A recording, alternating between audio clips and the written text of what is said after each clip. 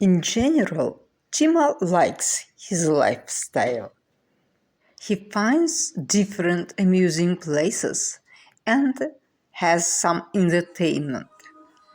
Fortunately, as you have already learned, the flat is big. There are plenty of places to visit. Tima cherishes this opulence. He likes abundance. Sometimes he even doesn't manage to visit all of them in the daytime, so he keeps visiting them at night.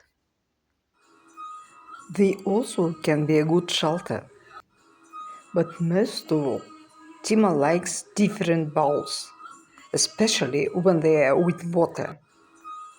Preferably glistening ones. There should be a couple of them in each room, certainly different in shapes and sizes. Cat Tima's life is full of entertainment.